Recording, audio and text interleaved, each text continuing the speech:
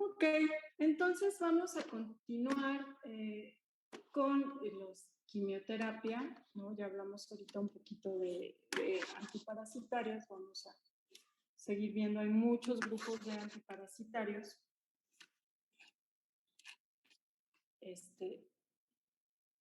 Porque pues hay antiparasitarios dependiendo de el tipo de parásito que vamos a atacar. Ahorita comentamos rápidamente de las ivermectinas, que estas actúan sobre parásitos externos, parásitos internos, pero bueno, no todos los antiparasitarios son así, ¿no? De hecho, solo las ivermectinas. Entonces, vamos a hablar primero de los fármacos que se utilizan para el tratamiento o como antiprotozoarios. Y recuérdenme qué características tienen los protozoarios.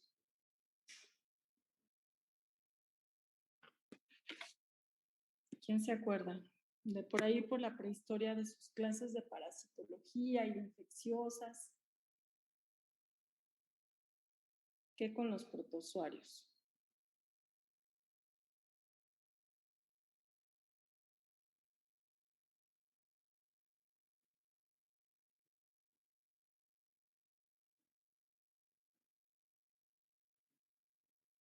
¿Quién se acuerda? Son unicelulares. Son parásitos unicelulares. ¿Qué más? ¿Qué más se acuerdan de los protozoarios? Son endoparásitos. Son endoparásitos, sí. ¿Qué más?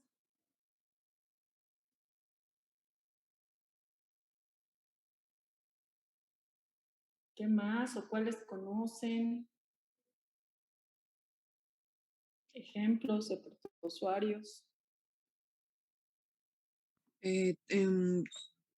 Toxoplasmosis, babesia, Toxoplasma, ajá. eimeria, Eimerias, Tricomonas, tricomonas, giardias. ¿Qué otro?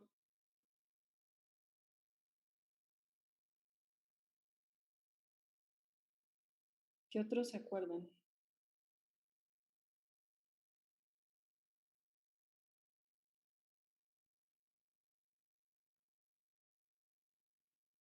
Entonces, bueno, si recuerdan, pues también de los protozoarios, por ahí de sus clases, los ciclos de vida de los parásitos son muy diferentes entre unos y otros. Tenemos protozoarios que tienen ciclo de vida directo, protozoarios que tienen ciclo de vida indirecto, tenemos protozoarios que son hemoparásitos, como Babesia y Anaplasma, tenemos protozoarios de localización en las células gastrointestinales, como son las coccidias, etcétera, etcétera, etcétera, ¿sí? Entonces, pues es muy, muy variado el tipo de protozoarios y por lo tanto, pues los fármacos.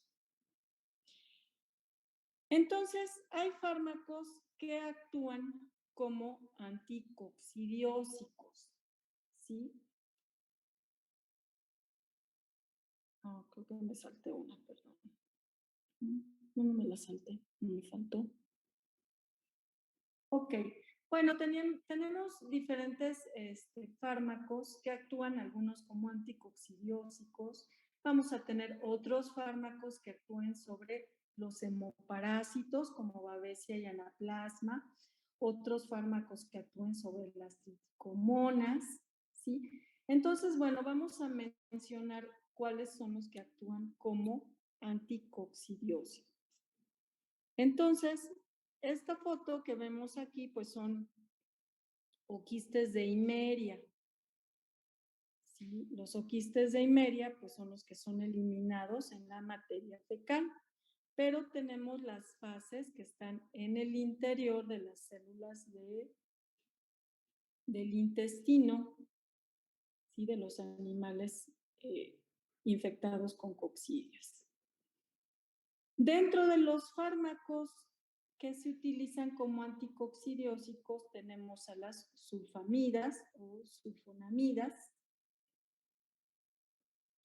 Tenemos también a los antibióticos ionóforos, al decoquinato, al amprolio y a las triacinas o toltrasurin. Entonces, todos estos funcionan como anticoccidio. ¿Sí?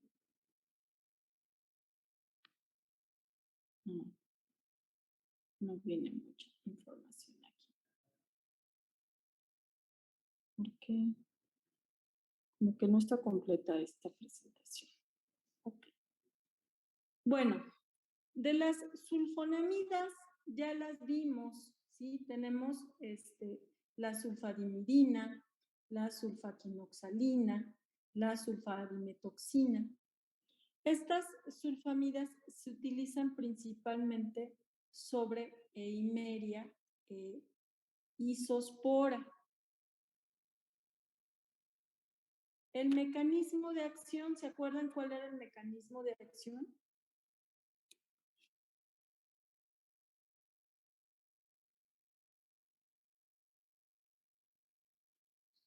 ¿Se acuerdan? Ya lo vimos. Ya vimos este grupo de parásitos.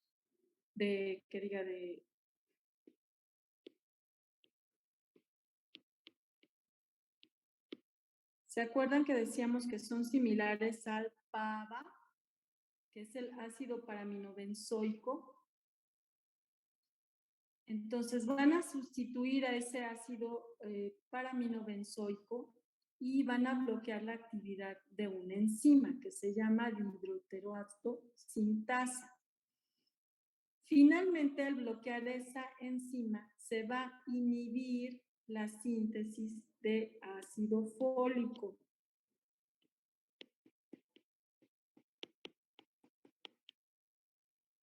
Entonces, se va a inhibir la síntesis de ácido fólico.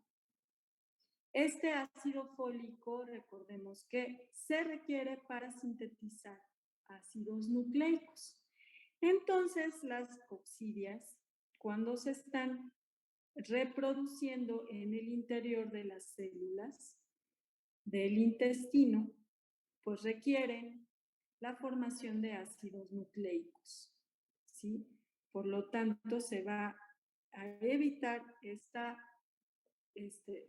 síntesis de los ácidos nucleicos y no van a poder seguir reproduciéndose las coccidias. Entonces,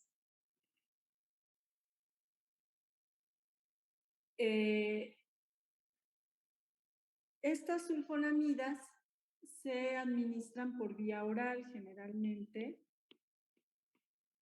en el agua de bebida.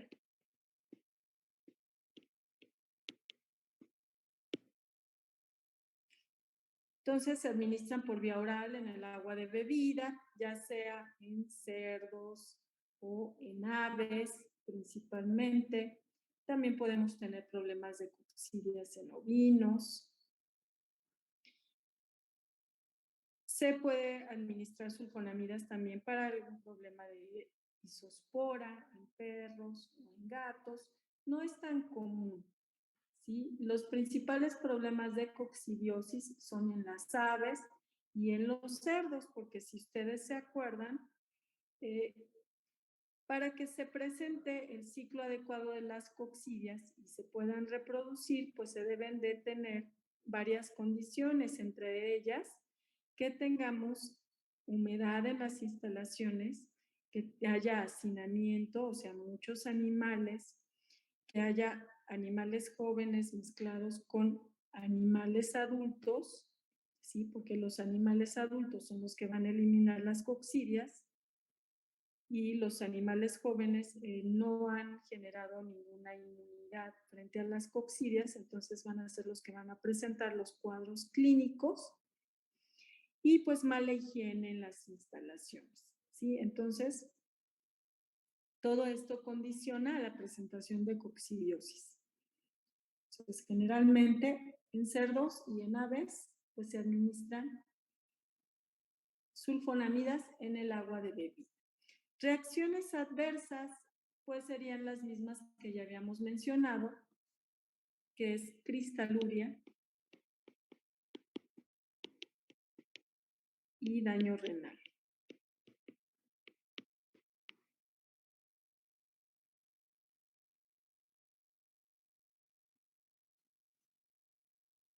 El siguiente grupo de fármacos que actúan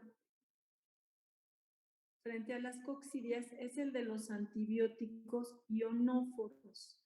Dentro de los antibióticos ionóforos tenemos a la monensina, a la nazarina, la salocib, salinomicina y maduramicina. Estos se van a unir a diferentes iones de la membrana celular de los parásitos, ¿sí? Van a formar complejo con iones de sodio, iones de calcio, iones de potasio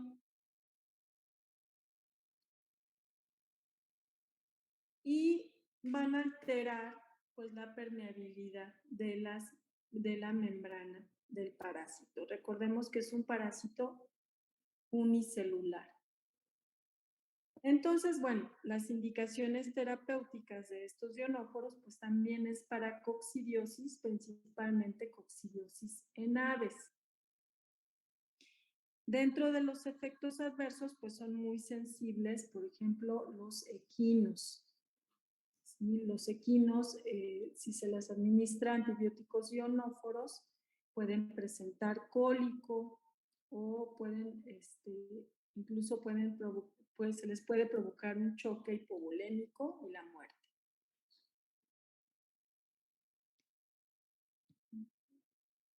Es que sí lo tenía aquí.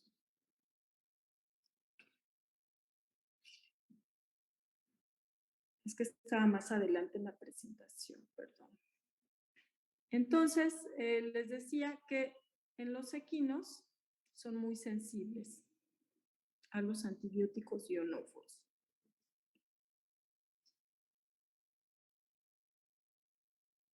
Otro es el amprolio, ¿sí? Este es un fármaco que es un análogo de la tiamina, o sea, de la vitamina B1. Su mecanismo de acción es que es antagonista competitivo de los mecanismos de transporte de la tiamina al interior de los protozoarios. Y entonces va a impedir las reacciones necesarias para la generación de energía. ¿Ok? También sus usos es en coccidiosis en aves, ¿sí? Recordamos las coccidias en aves, en Meria tenela, en Meria necatrix, acerbulina, etcétera, todas las tenelas, ¿no? Todas las eimerias. Es muy seguro, tiene pocos efectos adversos. La única contraindicación, pues, es que no se debe de administrar con vitamina B. ¿Por qué? Porque si nosotros como mecanismo de acción estamos eliminándole su fuente de tiamina al parásito y nosotros suministramos vitamina B, pues vamos a reducir la efectividad del amprolio. Entonces, bueno, sus usos principalmente es en aves, aunque también para el tratamiento de coccidias en otras especies como bovinos, ovinos o en el tratamiento de isospora en caninos.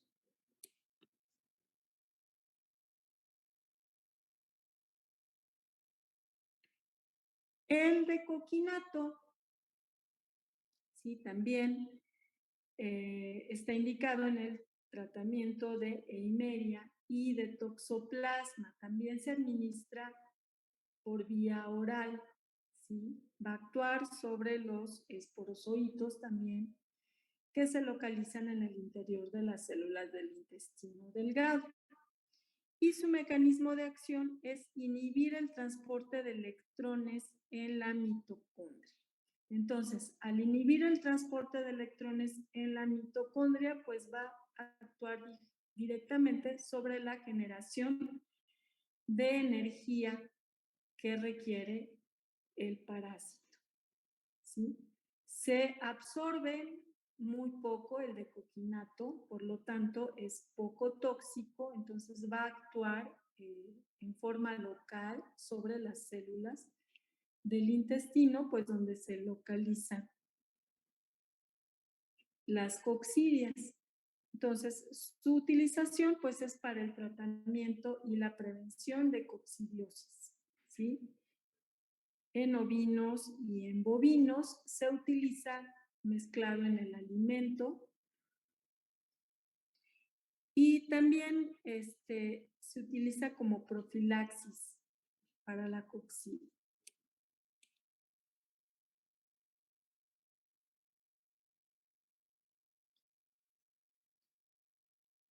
Otro es el toltrazurilo, ¿sí? El toltrazurilo actúa principalmente sobre Eimeria, isospora, toxoplasma, neospora, incluso sarcocistis. También va a interrumpir el ciclo de vida de las coccidias. También actúa a nivel de cadena respiratoria, ¿sí? Entonces, por lo tanto, actúa en la mitocondria, reduciendo la actividad enzimática a nivel de la cadena respiratoria, por lo tanto, también va a actuar sobre la fuente de energía o la generación de ATP del parásito. Entonces, su acción es para tratamiento y prevención de coccidiosis en terneros, en ovinos, en lechones, en aves, en perros. Es muy hidrosoluble, entonces se administran en el agua de bebida o por suspensiones orales. Al ser muy hidrosoluble, también se va a absorber muy poco. Entonces, esa poca absorción le va a permitir estar en contacto de los parásitos que se encuentran en las células de la mucosa del intestino de los animales parasitados. Aquí tenemos algunas dosis de toltrazurilo dependiendo de la especie. Por ejemplo, para vacas de 10 a 15 miligramos por kilogramo, ovinos 20 miligramos por kilogramo, pollos 7, en el perro 9 miligramos por kilogramo. Y aquí el único problema del toltrazurilo es que su metabolito, el onazurilo, es muy tóxico para los vegetales y el medio ambiente. Entonces, el problema es su ecotoxicidad. Entonces, al eliminarse al medio ambiente, pues va a contaminar el ambiente y resulta muy tóxico para todos los vegetales. Tenemos también a los fármacos que son efectivos frente a babesia y anaplasma. Sí, que estos son hemoparásitos, ¿se acuerdan? Se encuentran en el interior de los glóbulos rojos. Entonces, pues son fármacos que tienen que llegar tienen que llegar primero al torrente sanguíneo y poder atacar a las células, a los parásitos que se encuentran intracelulares, ¿sí? Entonces, no van a eliminar totalmente la carga parasitaria. ¿Por qué? Porque es muy difícil que entren a Babesia, que está aquí adentro. Van a actuar sobre las babesias que se liberan de los eritrocitos para infectar a otros eritrocitos. Entonces, pues lo que van a hacer es que se va a reducir esa carga parasitaria. ¿Sí? Entonces el animal va a tener una carga parasitaria muy baja. ¿Qué le va a permitir al animal tener esa carga parasitaria baja? Le va a permitir generar inmunidad, ¿sí? Desarrollar inmunidad frente a Babesia, y una vez que desarrolle inmunidad frente a Babesia, el animal ya va a quedar inmune frente a futuras infecciones. Si se acuerdan, en sus clases de infecciosas, los animales son muy susceptibles a Babesia y anaplasma cuando son animales recién transportados de una zona libre de Babesia y anaplasma a una zona endémica, ¿sí? Porque son animales que no tienen inmunidad. Entonces, cuando esos animales son introducidos, pues desarrollan una babesiosis aguda que les puede provocar la muerte.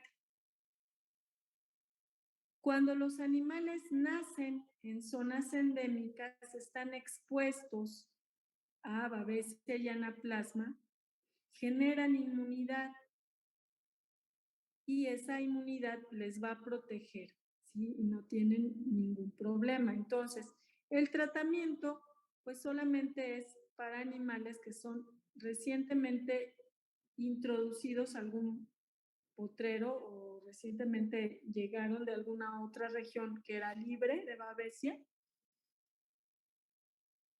y entonces adquieren la infección.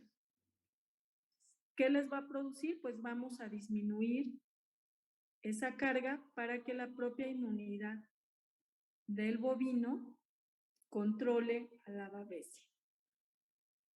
¿Cuál es el mecanismo de acción del imidocar? Pues bloquea el mecanismo anaerobio de la glucosa en el parásito y también la replicación del DNA, ¿sí? Porque inhibe a la topoisomerasa 2 de Babesia. Se puede administrar por vía intravenosa, intramuscular, subcutánea, ¿sí? Y tiene un muy buen efecto residual de hasta 6 meses. ¿Eso qué quiere decir? Que se administra una vez y el animal va a quedar protegido hasta por 6 meses, lo cual le va a dar la gran ventaja de que en ese tiempo pues va a generar inmunidad y ya no va a ser necesario volverlo a tratar. Dentro de sus efectos adversos es que tiene un índice terapéutico estrecho, ¿sí? O sea que son cercanas las dosis terapéuticas de las dosis tóxicas. Y va a producir efectos de tipo colinérgico. ¿Por qué? Porque inhibe a la acetilcolinesterasa. Entonces, va a provocar salivación, temblores, diarrea, frustración, ¿sí? Y bueno, estos signos se pueden tratar con atropina. Dentro de sus interacciones, pues es que no debe administrarse junto con inhibidores de la acetilcolinesterasa.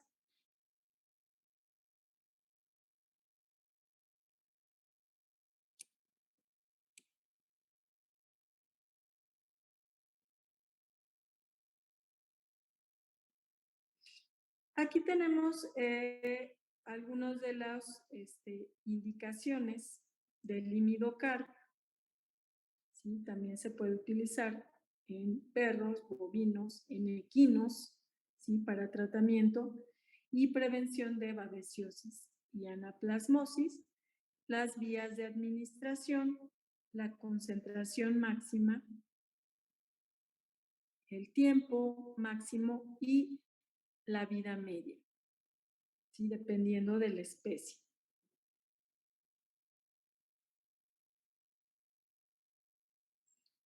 Y finalmente, en cuanto a los fármacos antiprotozoarios, tenemos a los fármacos que son activos frente a tricomonas.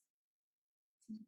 Dentro de estos tenemos al carnidazol. El carnidazol es efectivo frente a tricomonas galline y la tricomoniasis en palomas. Entonces, se administra en gallinas 20 a 30 miligramos por kilogramo por vía oral. Entonces, lo que produce también es reducción enzimática en los parásitos, actúa sobre algunas enzimas de los parásitos, provoca la generación de radicales libres de oxígeno. Estos radicales de oxígeno van a dañar macromoléculas de los parásitos, como son los ácidos nucleicos, y también van a dañar las membranas celulares del parásito. Y de esa forma le van a provocar la muerte. ¿Alguna pregunta, chicos? ¿Ya se durmieron? ¿Ya están en modo vacaciones?